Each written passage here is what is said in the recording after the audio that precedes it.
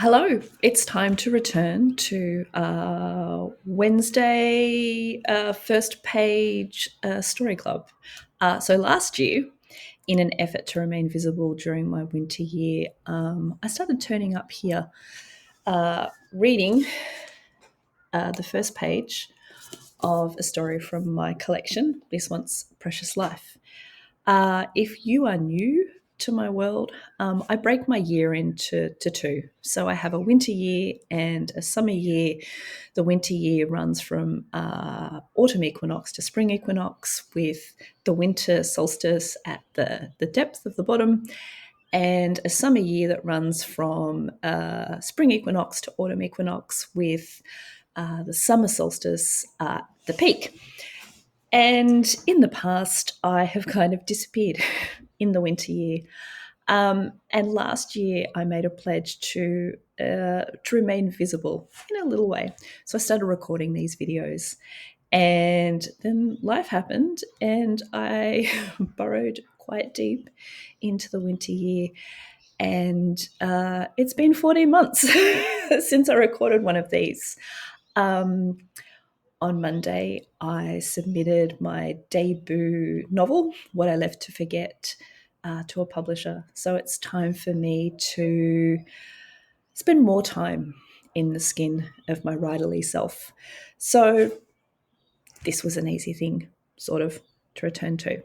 So each Wednesday, I read the first page of a story, amply assisted by Marcy. There's story titles in there.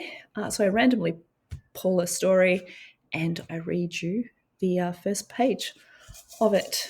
So without further ado, Marcy has offered up no need to reply.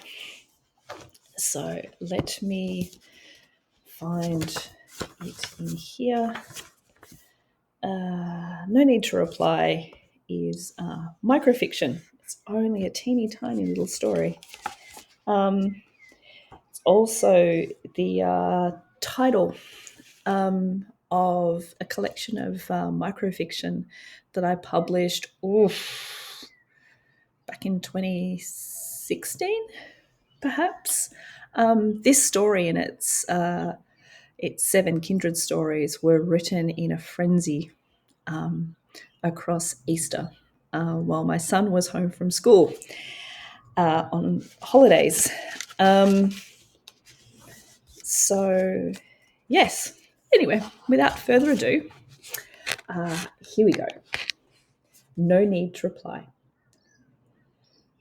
23 mornings I have sat beyond the breakers at dawn, knowing I have to come clean with Loz. It's not like the last time, but a lie's a lie. I'll ring her. A pathetic promise swallowed by the onshore whipping up the whitecaps. I'll paddle in and ring her. A set builds. I let each wave go by. Up on the cliff, the double-glazed eyes of the house stare at me in silent judgment. I'll catch the next set. It passes, as does the next and the next. In the end, hunger forces me back to the shore. Flat on my stomach, arms paddling hard to match the momentum. I'm almost on the wave when I hesitate, and it bests me. Caught in the madness of water and sand, air exploding from my lungs, seconds stretch endlessly. Finally, my face grates the ocean floor. I tuck and tumble. Bare feet find sand and push upward. I break the surface, salt searing my throat and nose and eyes. Before I recover, I'm slammed from behind hard and struggle free, a second time gasping, and stagger out of the water, spitting sand. It would be so much easier to stay behind the breakers and pretend everything is okay. But easy won't sate the gut-gnawing feeling I've had since Loz's last letter arrived. No lie slips by without impact. Here we go.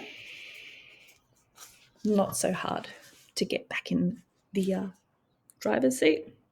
Anyway, that's from my legacy collection, This Once Precious Life.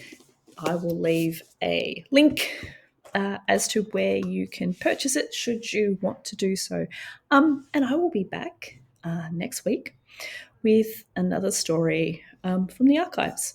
We'll see you then. Bye.